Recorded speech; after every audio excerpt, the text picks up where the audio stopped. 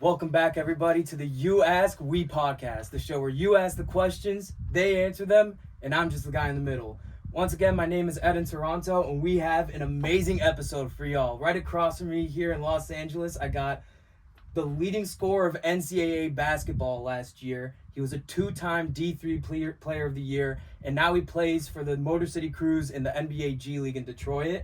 And most importantly, he's a homie from middle school. I want everyone to give a warm welcome to my boy Ryan Turell. How you doing, my man? I'm doing great, man. I'm doing great. I just got back from a trip to Deal, New Jersey. I got to see that community for the first time, and Word.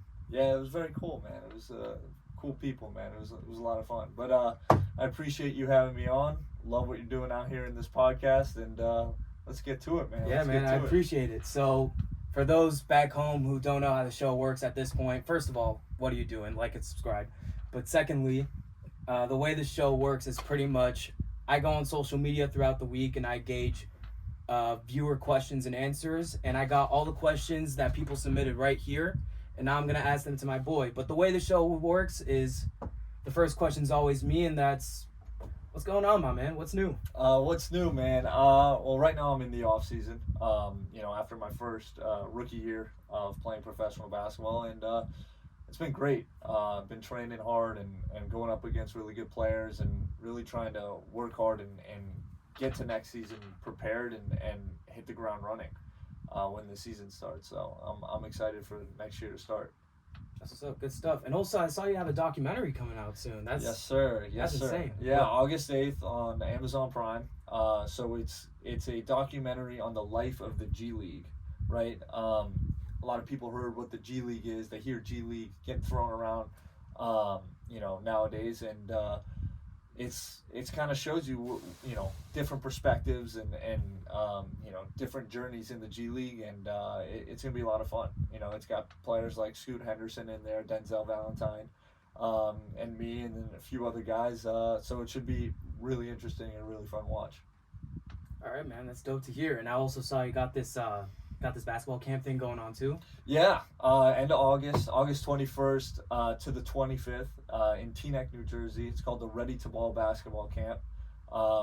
It's me and Zevi Salmon are the two heads of the sports training, and we kind of want to give the Jewish community some tools in order to get better and really develop their game and take the tools they need to get to whatever level they want to play at.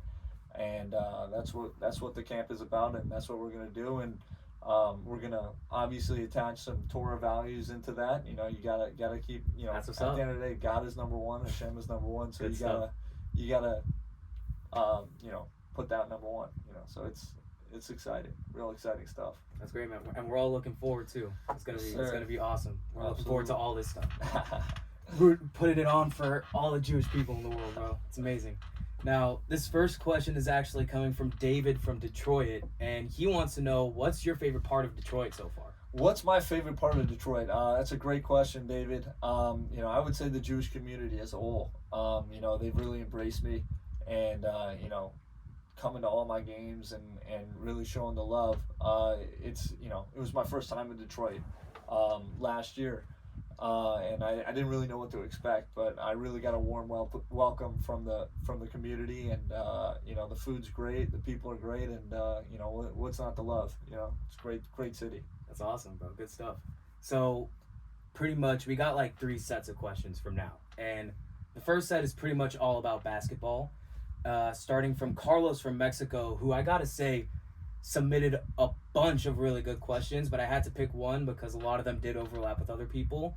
But this was my favorite question that he asked, and that was, who inspired you to play basketball? Who inspired me to play basketball? Well, it's a combination of people. It's not just one. First of all, playing basketball with my older brother in the front yard. Shout out Jack. Shout out Jack Turell. He's still playing in rec leagues all the time. But he would always bring me up and play with his friends. He's 4 years older than me. And that's kind of where I fell in love with the game. Playing outside and trying to compete with older guys and getting my butt kicked a lot. But at the end of the day, just kept on getting better and kind of found my spots. my dad had a lot to do with it. Coaching me growing up. He played at a Division I level at UC Santa Barbara, and he really inspires me to keep working hard for sure. And then growing up in LA, Kobe Bryant. I'm a Laker fan. I was a Laker fan growing up, and his work ethic and his Mamba mentality is something that I like to bring into my work ethic, and something that you can learn from. So I'd say it's a combination of a lot of people. R.I.P. Kobe, bro. He's man. truly missed. He's truly missed. 100%. So it's dope to see like how you kind of like were balling since day one, pretty much, and you had that inspiration from so many people. But Josh from Australia wants to know, when did you first realize that you had the potential to be the first Jewish NBA player?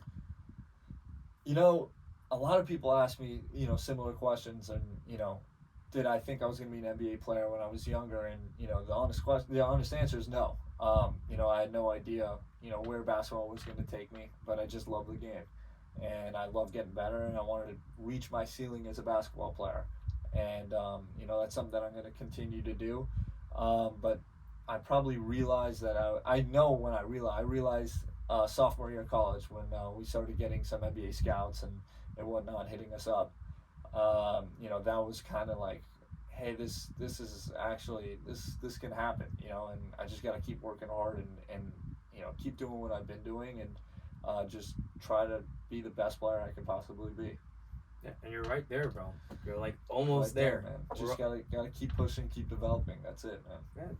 If anyone can do it, it's you, bro. I appreciate it, brother. Now, yeah, and especially now that you're in the G League, which is like a very substantial step to the NBA. Noah is actually, I wasn't able to get his last name or where it was from, so it's just Noah. Noah. What's up, Noah? What's up? Noah wants to know, how exactly did you get looks from G League teams playing at a D3 level like Yeshiva University? Yeah, so it's actually a crazy story. And what happened was, COVID happens right around the time where it happens in the U.S. right around the time that the D3 tournament was starting, and pretty much we were playing at a location, Johns Hopkins, which is a medical center, and they take precautions really seriously. And so they said, there's not going to be fans at the games. And so we were the first games out of any games played without fans, right? So every NBA executive was watching those games, or was watching that first game, which was Yeshiva University versus WPI.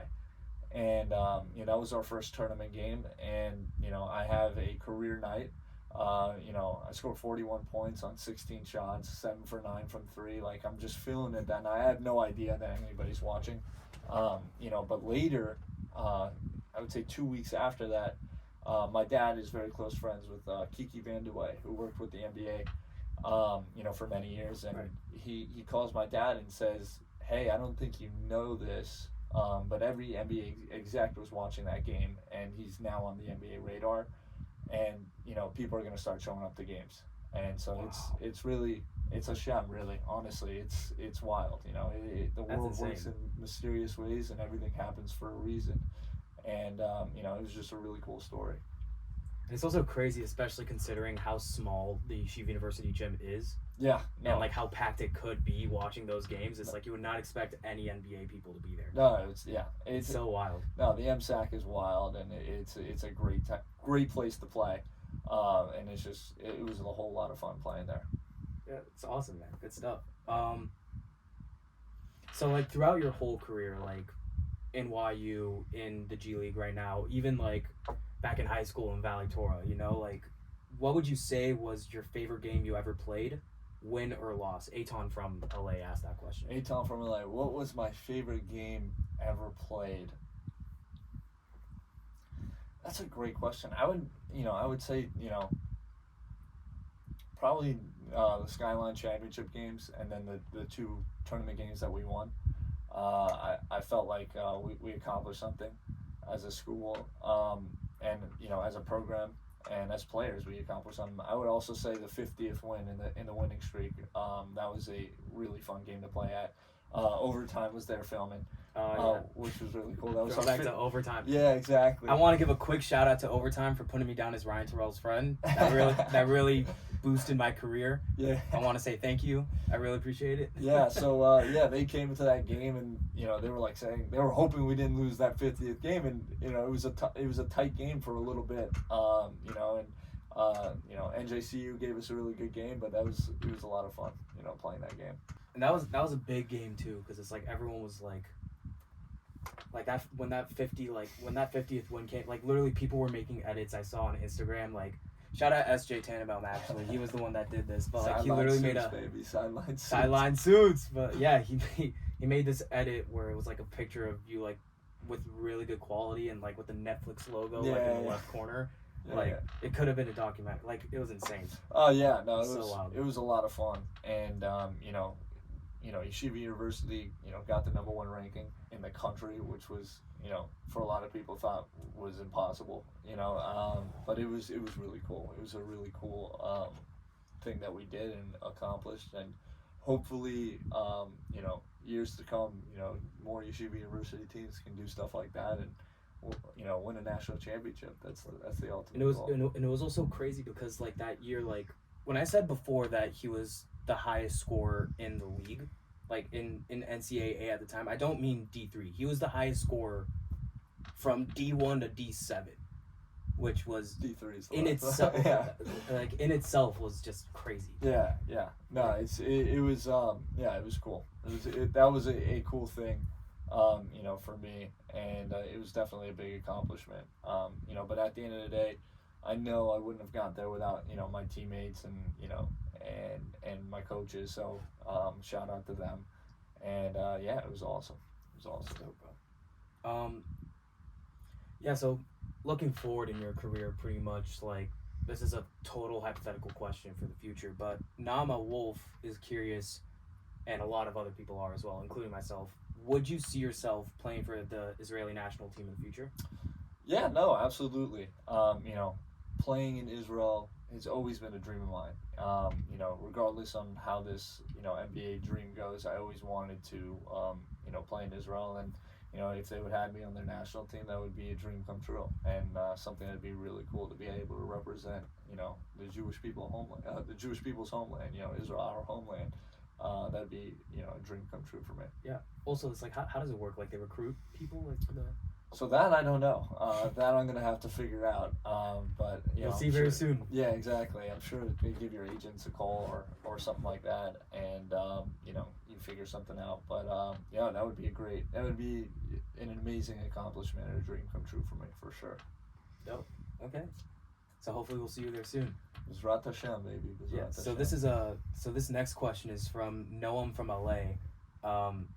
What he asked was, how does it feel that Noam Miyuchas is better than you?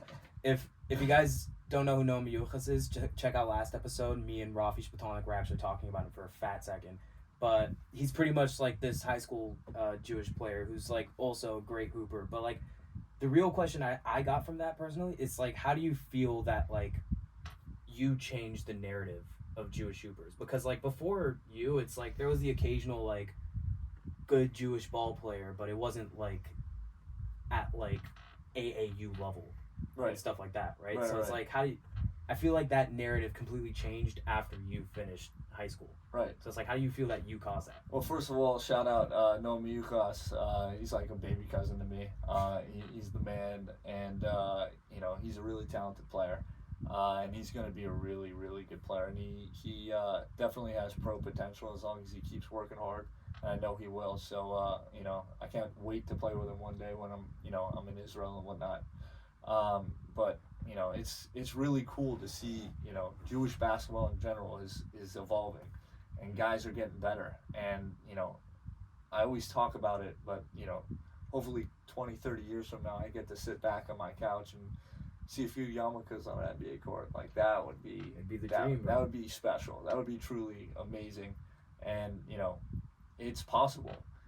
As long as you put in the work, you can get there, right? So it doesn't really matter what you believe in or where you come from. Just put in the work, put in the hours, and grind, and you can achieve your dreams and goals. And don't let people tell you. Don't get discouraged based on what you believe. Don't get discouraged based on where you come from.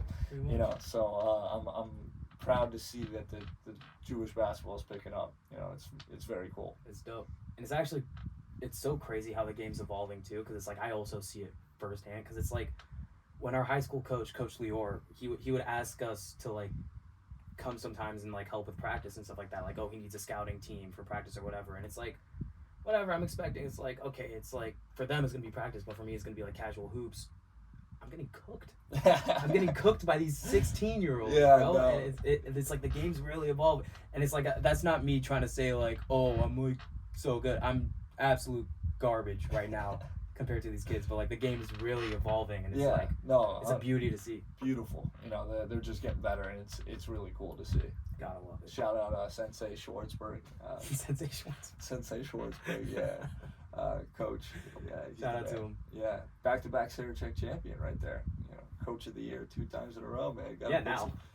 Gotta put some respect on his name, man. Yeah. I love it. Shout out Leo. Shout out to him. So yeah, these next few questions are actually more about your Judaism.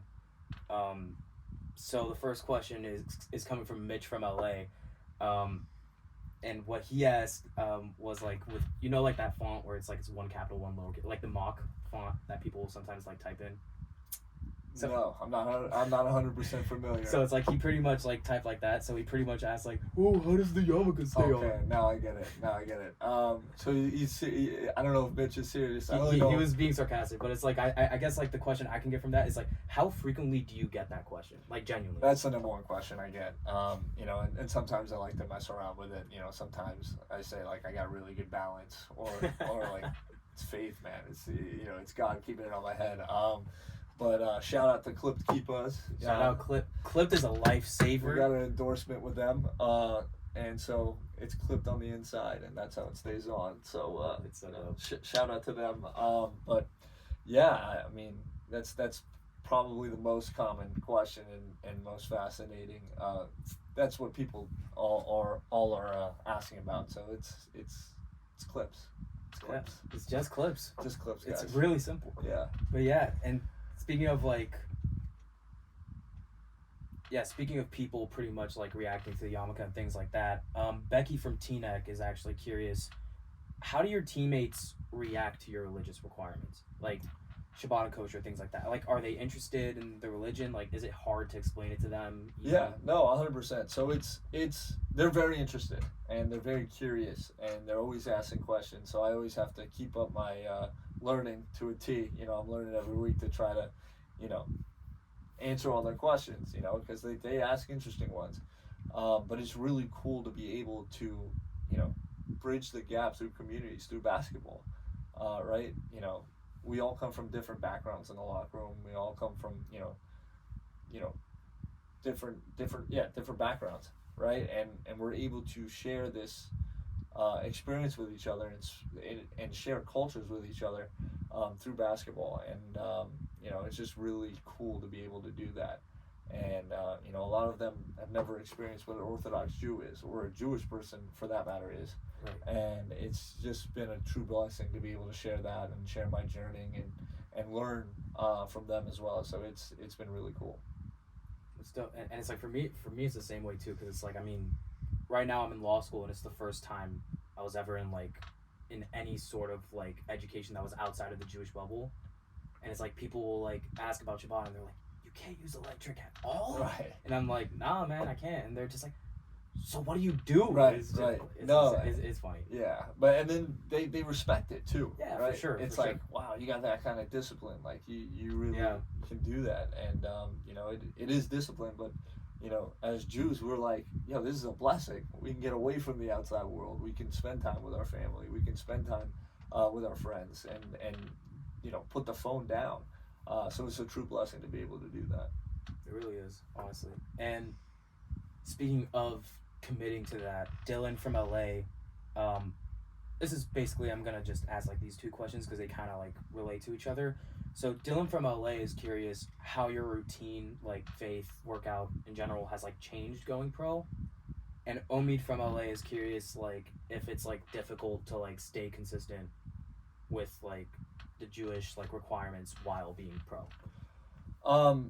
So, he's asking what my routine is in terms of like workout routine and stuff like that, or Judaism routine. Like in general, like any routine, like Yeah, Judaism so workout. yeah, anything like sure. that. So, going pro, your routine definitely changes. In college you got classes to worry about and other obligations, but when you're playing professional basketball, this is got to be your priority, and you got to you know you got to treat this like this is what you're doing, and this is the first priority when you wake up. So you got, other than after davening obviously, but you know you got to you got to love this, and I love doing it, and I'm training a lot more often now than I ever have. Just because of time things. At Yeshiva University, it's a dual curriculum, right? So you got to go to classes in the morning, you got to go to classes at night. So you kind of get in the gym when you can. But now it's like I'm always in the gym. I'm living in the gym. And so it's been really cool. And then when it comes to like a Judaism aspect, I've been blessed to be a part of an organization in the Pistons organization, where they're incredibly accepting, and they're incredibly helpful when it comes to getting kosher food, finding hotels close to the gym where I can walk on Shabbat and whatnot. So they've been incredibly accepting and helpful, and I'm truly blessed to be in this situation that I'm in. So it's a good organization, because it's like they're like pretty much like making it as comfortable for you as possible. 100%. So that's good. Yeah, 100%. And they're learning, and they're pretty much up to T with Shabbat and kosher and all that. So they're shout out to the Pistons, man. It's been awesome. Shout out to them. It's good stuff. Be honest. If they call you up to like the NBA with the Detroit Pistons, would you request a trade? Absolutely not, man. Absolutely not. No. The Pistons organization, I think, is on the rise. They had some injuries last year, and they made a couple really good draft picks, and they got good management, and they're gonna figure it out, and they're turning this franchise around, and it'd be an honor to be a part of the NBA franchise in general. Yeah, no, it's just like, I guess it's the Houston Rockets bias for me. I would have loved to see him in the Houston. There you go. That would have been so cool. Yeah, no, you're a Houston Rockets fan. Shout out. You were shout out H-Town. H-Town. There you go. That's what's up. Yeah. So I guess these next few questions are actually pretty much like random opinions type of things, Sure. or like random like thoughts that people had. So Nate from Atlanta is curious as to like, what's your pregame hype routine? Pre-game hype routine. I'll just call it. Well, it's different on Shabbat than it is on the normal days, right? It's because like during the week, I got my headphones in. I'm bumping the music. I'm getting ready for the game, and I got a certain routine that I follow, and then I got a different routine on Shabbat. Because I'm walking to the games. I don't have headphones in. I don't got electronics, right? And I'm kind of like more in a meditative state where I'm just enjoying peace and quiet, and really zoning in that way, right? Right. But for me, I always try to take a nap before games. An hour and a half to 2 hour nap. Get a good meal in, and then hit the court. And in the NBA or in the G League, each player gets 15 minutes to warm up on the court. They each get, and it goes for about like by themselves. Yeah, they get the court for 15 minutes. Oh wow! And they go in different slots.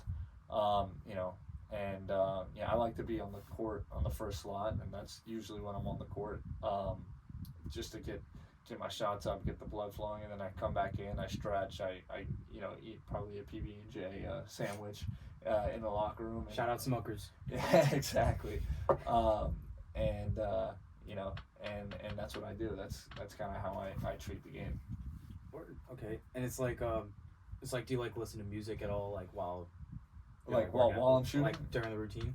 During the routine, no. I'm like more focused in on, getting my shot mechanics right, getting my feet right, and warming up, not just offensively, but defensively. We have a drill where I'm throwing out the ball to one of my coaches, then I'm closing out and have to figure out which way I have to, shuffle and whatnot, and chesting drives. That's a big thing in the NBA that you don't really hear in high school or college basketball. I didn't hear in college basketball, but chesting drives. A lot of people use their hands, and in the NBA, that's automatic foul, right? You'll foul out real quick using your hands. Yeah, it's like you gotta use like the torso to count. You gotta check it with your chest if you can beat him with your chest. So, there's routines that I do like that, just warming up the shot and defensively warming up. But yeah. Okay. Yeah, dope. Eitan Goldberg is curious, what's your favorite Jewish food? What is my favorite Jewish food? I'm gonna have to listen. You can't sleep on challah bread, like just straight challah. Like straight challah. I mean, here's why. Like, you can go to every Jewish food, and some people like it, some people don't like it. Like, cholent's great. I love cholent, but like, you may not like cholent, right? I like cholent. You like cholent, right? But I love cholent on a Saturday morning. You know what I'm saying? Matzo ball soup. I'm a huge fan, right? But not everybody's a fan of matzo ball soup. I've never heard anyone dislike matzo ball soup. Right, that is true. But I just, Jerry Seinfeld. Yeah. No, that's big time. But everybody loves challah, bro. Like, every time all my teammates are like, yo, give me some of that challah bread, right? And so I feel like challah bread is like the staple, I guess. I mean, that's like the most consistently good, because it's hard to mess up challah, right? You can mess up a cholent, you can mess up matzo ball soup. You can't mess up challah, bro. So I'm gonna stick with challah. That's the go-to. For I think that's the safest bet when saying, like, if I'm giving somebody who's never experienced Jewish food before, if I have one food that I'm gonna give it to them, it's challah. That's my dark. But that's also just like bread. Like, no, but it's not just bread. It's like, it's better than just bread. It's like I feel like that's like saying, like, for an Indian person, like, oh, like, for like their first like Indian food, just giving them naan. See, I don't know. It's like, that's it. Like, it's just bread. Yeah, I hear what you're saying. It could be good. Like, certain challah could be really, like, you ever had that everything but the bagel seasoning? Yeah, exactly. So it's like people put that on challah. Like, you can banging. Dude, you can make it in so many different ways, right? You can have the plain, that's great, but you can have the, like you said, the seasoning on it, or the bagel seasoning on it. You can have like the sweet seasoning on it, like the cinnamon sugar on top. Like, you make chocolate chip challah. Like, there's so many different ways to make challah. So that's why I feel like it's the right choice when introducing non-Jews into Jewish food, I guess. Word, dope. Yeah. So now Kevin from Houston is actually curious as to who's your personal GOAT. Like, who? Like, greatest of all time. But, like, personally to you, like, so, like. Okay, so like, my favorite player of all time was Kobe. But who do I think is the greatest player of all time? It's LeBron. For me, what he's done with the game of basketball, it's just been really amazing to watch. And no, I haven't watched Jordan. I haven't had the ability to watch him live. But what LeBron has done with the game of basketball, he's my GOAT for sure. If I'm picking one guy to start a franchise, to start a team, I'm going with LeBron. It's dope. Yeah. My GOAT's J.R. Smith. I'm not gonna lie. I love J.R. Yeah. It's like my favorite players in the NBA. I've come to realize, like, other than T-Mac, who I genuinely believe, like, if he never got injured, he would have a good candidacy to be one of the GOATs. Yeah, sure. But it's just like I realize all my favorite players are just hooligans. Like, just J.R. Smith off the Henny, Lance Stevenson for like a solid 3 years was like my guy.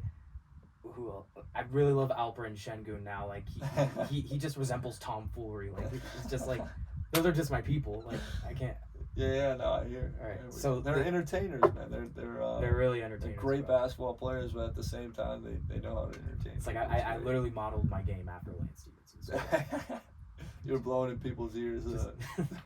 Shout out Valley Tar Hoops and in Toronto, locking people up, blowing in their ears. locking people up all the way on the 13th seat on the bench. Yeah, I was locked down. We had a good time though. It was dope. It was dope. I had great courtside seat tickets. There we go. So this is actually my favorite question from like all of them, because it's like pretty much it's like a combination of two, and then it's like I got like the actual question because of it. Because here's the thing, right? Ofek Reef from Dallas asked, Do you love me, Ryan? Shout out to Ofek Reef. We play Call of Duty pretty much every day.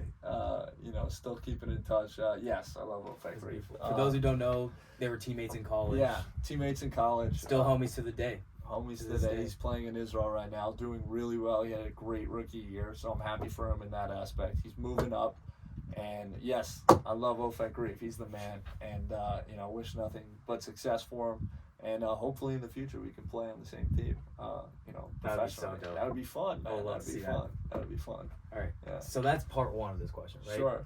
Part two, Ben from LA. I'm pretty sure you can guess which Ben this is. I'll tell you guys after. Ben from LA wants to know, who was your best all-around high school teammate? Wow. Ben Hamer wants to know who's my best all-around high school teammate. Now, are we talking about all-around basketball player or all-around person? Because those could be two different things, Ben Hamer. Give both answers. Let's see. I would have to say senior year was Ben for sure. He had a really good year. But how can you sleep on Max Leibowitz? He averaged 25. He was such a hooper too. He balled out. He man. was so balled good. Out. He should have got more minutes in college, and but he played college basketball. Not anybody else did on that high school team. So I gotta say Max Leibowitz, and he's also a great guy. But yeah, I would say senior year was Ben, but overall it was Max. For sure. Word. And just to clarify, Ben Hamer is one of Ryan's lifelong best he's my friends. best friend. Also, they were on the same team in high school. So Yeah. that's why I give him smack all the time, but he can hoop. He can hoop. Love that guy. Love you, Ben. I would never say it to his face though, but yeah. So that was part two, and this is like part three, and this is like my question because I've seen people do this, and I feel like it could be fun. If you had to build a starting five consisting of only people you played with, who would be on that team? Are we talking about Jewish people or like people in general? We can start with like in general, and then we can like filter it down to Jewish. Okay. Starting five. Gabe Leifer's in there for sure. Really? Yeah. Like in general? Yeah, dude, I love playing with Gabe Leifer, man. And listen, he can go play professionally if he wanted to, but he decided he wanted to do accounting things. It's like, he Good backup. No, a great backup. But he's an all-time teammate, and he's an all-time passer, and he's just been, it's just been really cool to be able to share my college experience with him.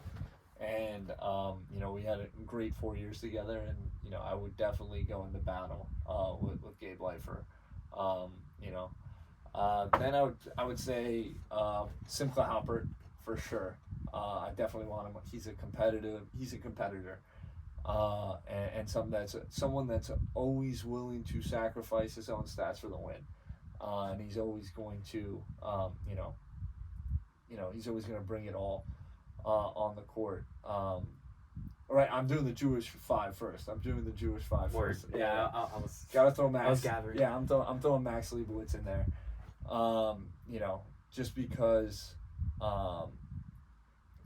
we had a lot of success in high school, and he's a really talented basketball player. I would probably, if we're going Jewish, I would put me at the four. I'm bringing Ofek Reef in there. That's somebody who's always put up consistent numbers in college, and he's doing really well right now playing professionally, but he shot like 60% from the field. He's a very good defender when he wants to be. He didn't really want to be sometimes, but I know now he's a great defender, and he's definitely but he shot 60% from the field. His 3-point shooting's gone up since he's gone to play overseas in Israel. So I definitely would want him on the court for sure. So it would be,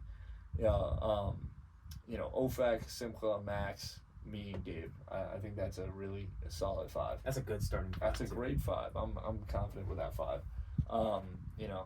It's a great five. So then what about like in general? In general, well, I only played one rookie year, right? With the Detroit Pistons. With the G League team. So I would say Well, Kiefer. also you play AAU. I played AAU, but I mean, those guys aren't as good as the guys that I'm playing with now, especially at that time. Like none of them like. No, there were guys that ended up making the league and whatnot, but they weren't as good then as they are. Like I'm going like when I played with them, Word. like Okay, when gotcha, I gotcha, played gotcha. with them, right? Like we're not doing primes. No, we're not doing prize. So I would say Kiefer Sykes, at the one. He's shout out Kiefer. He he's a clutch player, right? And he's gonna get buckets. He's gonna he averaged 9 assists also, so he's gonna get dimes too. I don't know if you were watching, but in the TBT tournament, like the basketball tournament a couple years ago, he hit the game-winning shot. We call it the $1 million shot because it's a $1 million tournament. If you win, he hit the game-winning shot for Boeheim's Army, and Wow. so he's a clutch player. So I'd want him on the team. I would probably me at the 2, as the wing. I'm throwing David Nwaba at the 3. He was on our team, and he was just really good. Overall. He was a hustler for the Rockets too. Dude, he's an NBA veteran. Man. Yeah, he's a vet. He's a really good player. I learned a lot from him. And That's good. Yeah, 100%. I'd probably say at my 4. It's between Stan Amude or Jared Rhoden. Both guys got a lot of NBA, a little bit of NBA minutes. Rhoden's a 2-way, and Stan Amude got a call up last year, and he can get hot at times. So one of those two. And then at center, you can go. I can go Devontae Kaycock, who had a crazy year for us. Had a couple 40-point games and whatnot. In the G League and won an NBA championship with the Lakers back in 2021, which was cool. Or you can go Jalen Johnson. That's a guy that just proved himself later on in the year, and he was just really good for us. And we went on a winning streak with him at the starting center. And he's just an all-time guy. He's a great locker room guy. He's a great guy to play with. So I would say that's my 5. That's my 5. Honestly, now I'm just curious. Like, who would you say you would be most excited to play with if you make the NBA? With or against? I want both now. You want both now? I want both. Now you want both. I mean, either one. I would say LeBron or Steph Curry, and I would say for both aspects, play with or play against. I think those You'd two. play against Steph? That would be so cool, bro. That would be cool. But would you guard him though? Listen, there's a lot of I wouldn't start off on him, but the way the NBA works, I mean, there's a lot of switching that goes on, so I would have to pick him up for some possessions. No, it's I feel like even if I was physically capable, I'd be terrified. Oh yeah, for sure. He runs too much. No, you got to be in insane shape, and that's part of the job. Yeah. Fair but enough. It'd just be really cool to see on a basketball court with him. He's one of the 10 greatest players to play, professional basketball, and then you got LeBron, who's one of, I think is the best player to play this game. So I think one of those two guys would be really, really an amazing experience. They also had a crazy rivalry for a long time. Yeah, for sure. So I mean, the best two they guys shake of the the era. game. Yeah, the best two guys of the era. So the way the show works, I always ask the last question too, and that's if you could leave the viewers with one piece of advice, what would that be? What would that be? I'm gonna give 2 things. I'm gonna cheat a little bit. Go off. Half of success is just showing up, right? Mm-hmm. If you have a commitment, I don't care if it's if you're a kid and you got to go to school that day, or you got to practice you committed to, a team you committed to, or you told your friend you're gonna be there at you're gonna come hang out with them. Show up to your commitments. I think that's half of success, right? You never know what's going to happen. You never know who's going to be there and whatnot. So, half of success is just showing up, and it's what you do when nobody's watching, right? It's easy to want the last shot, or it's easy to want to play in the big games and whatnot, but you're never going to get there if you don't put in the work, and that goes to anything in life, right? You know, you're not going to be a great lawyer if you don't study law, right? You're not going to, you know, be a good accountant if you don't, you know, study accounting, right? You're not going to be a great. You're not going to be able to sell. Oh, sorry. You're not going to be able to sell houses, you know, without studying real estate, I guess, or you know, making phone calls or you know, putting in the work. So you know, half your success is just showing up, and it's what you do when nobody's watching. Those are two things that I lived by, and I will continue to live by for the rest of my life. That's dope, man. Really. Again, thank you so much for coming on. It was an honor to talk to you, bro. It was so dope. Ryan's documentary, the G League documentary, comes out on August 8th on Amazon Prime. Make sure to check it out. His basketball camp is going to be from August 21st to August 25th. If you're interested in signing up, make sure to check out his socials to like figure out how to get on that. I'm going to obviously like put his socials in the link down below. If you like this episode, make sure to like and subscribe. If you want to see more, check out the playlist. The rest of season 1 is on there. Yeah, just make sure you keep watching. Thank you guys for being around. And once again, this was Ryan Turell.